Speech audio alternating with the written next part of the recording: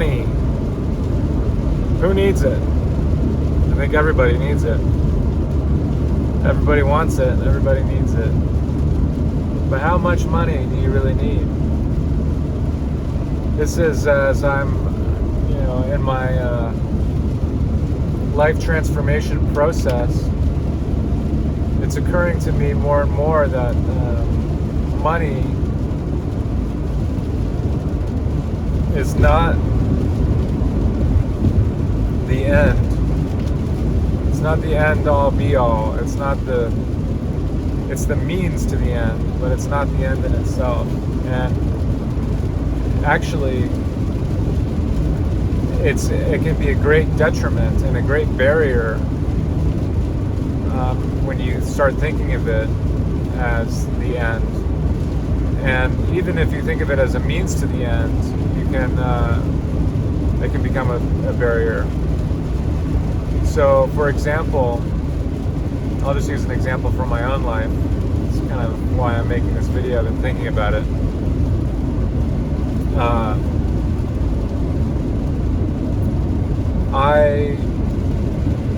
When I was in my mid-20s, discovered modular synthesizers, which are delightful noise-making objects that are very frequently handcrafted and in combination with each other can produce wonderful sounds, but they're very, very expensive. And I had this strong conviction that I needed to have a modular synthesizer to make good music. And so I sat around scheming, how can I get enough money to buy one of these things? Or several, I suppose, to create a system, a modular synthesizer system. And so I sort of looked at the work landscape and I decided that the fastest way to get enough money, the highest ROI, return on investment, would be to go to a coding boot camp and get a job as a software developer. So I went to a coding boot camp and I got a job as a software developer, and that's what I'm doing now, like 10 years later. And I bought and sold the modular synthesizer, and it didn't really help me make better music. And even if it did, I didn't have enough time. I didn't have enough willpower in the day to spend really making good music, because of course I was basically spending all of my willpower, all of my cognitive effort for the day on the software development. So I was basically, in order to make music, I did something totally different, which exactly prevented me from making music. And I'll never get those 10 years back. And so the next 10 years, I want to be a little bit more careful about what I do. This goal hijacking thing is very real, and it seems to happen a lot with money. If I have enough money, then I'll be able to live the good life. But I'll have to live a terrible life in order to get the money to live the good life. I think this is bad reasoning, and I don't think it works for anyone, really. And money is great, it helps you, but it's not really the thing that makes your life good. It's your everyday experience that makes your life good. And for me, for the last 10 years, my everyday experience has been alone in front of a computer, and it continues to be.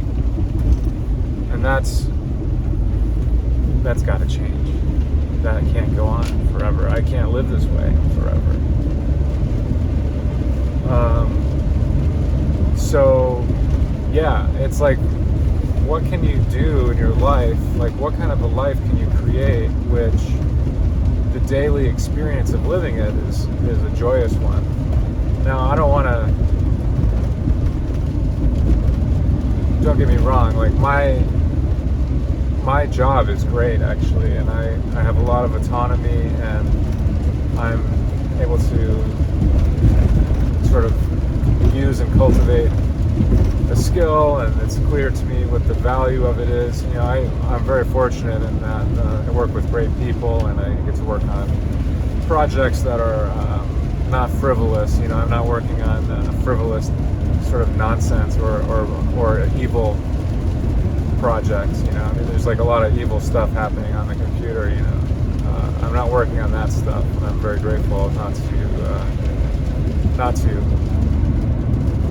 But on the other hand, like, you know, I'm alone all the time, and I'm spending all my time writing code, and I really, you know, I feel like I was born to write music.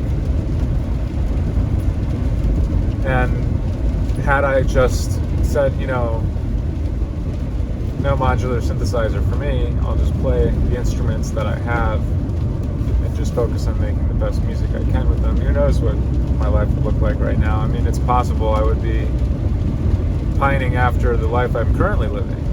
Say, well, I wish I was a software developer. I could just sit at home alone and write code all day, make a lot of money. I don't know. It may also be that I had to do it this way. I had to become a software developer, and I had to see for myself what that life is before I could decide that it's not really what I want. I think Jim Carrey has some quote where he wishes that everyone could be rich and famous so they could see that that's not it. But it's like you kind of have to become rich and famous to really know that it's not.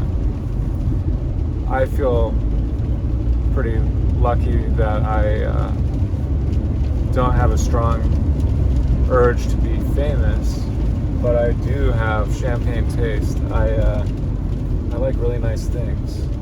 I'm kind of a materialist in that way. I cannot stand things of a low quality. I just hate them. I'd rather not even have them. I think it's, and I'll probably do some videos about minimalism, because I kind of go in and out of phases of minimalism, but I think ultimately I deep down in my heart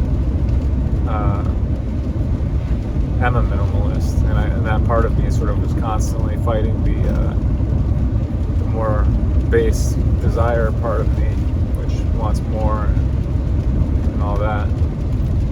But I think it's better to have few very high quality things made of beautiful materials with excellent craftsmanship and maybe even some kind of story associated with them, than to have, you know, a whole bunch of low quality nonsense, you know. So in general, I go only for high quality things, and increasingly I want that in not just my material life, but also in my spiritual and social life.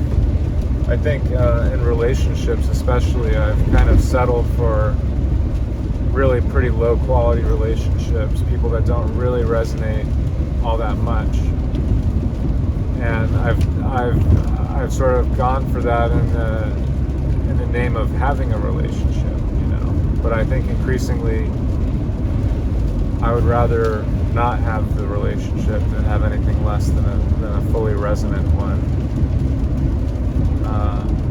And maybe it took having all of those, you know, dissatisfying relationships to get to this point.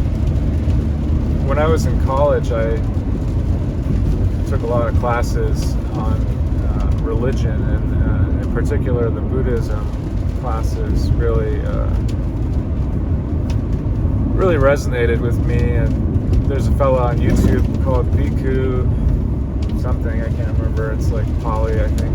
But he's an American who's become a Buddhist monk, and he gives sermons, and they're always great. And that sentiment of sort of minimalism and austerity and moderation, I think that really resonates with me, and probably with everyone else too. Once they shed their coarse, dense, personality, which we all have that going on as well. Anyway, I'm just rambling. We're at the 10-minute mark. Just some thoughts that I'm sharing in today's video, I guess. I can't remember what I started talking about. Oh yeah, goal hijacking. Yeah, it's a real thing. You don't want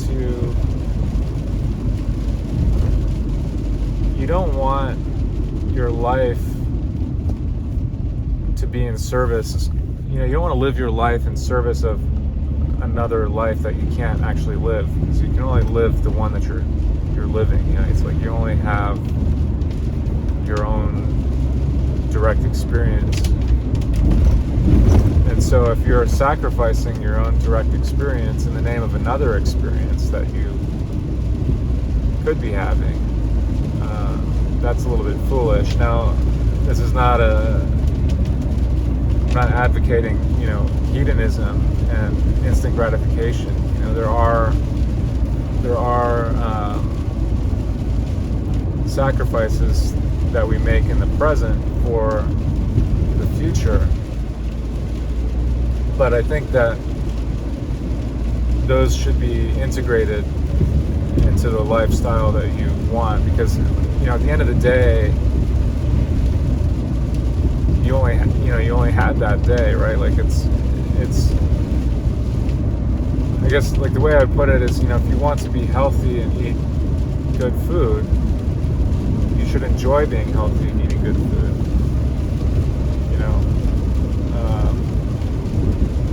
And that might mean cultivating that joy by shedding this addiction to the junk food, So there might be some pain there, but I don't know. I mean, there's no hard and fast rules, and I'm figuring everything out. Like, this is the thing, I don't really know, and the ostensible purpose of all these videos is to sort of, I guess, share my experience as I very consciously and intentionally try to fix my life, which is not terribly broken. I mean, honestly, my life's okay, but I think there's much more joy to be had and much more meaning to be found. So that's, I guess, yeah. Now we're at 13 minutes. All right, I'll let you go.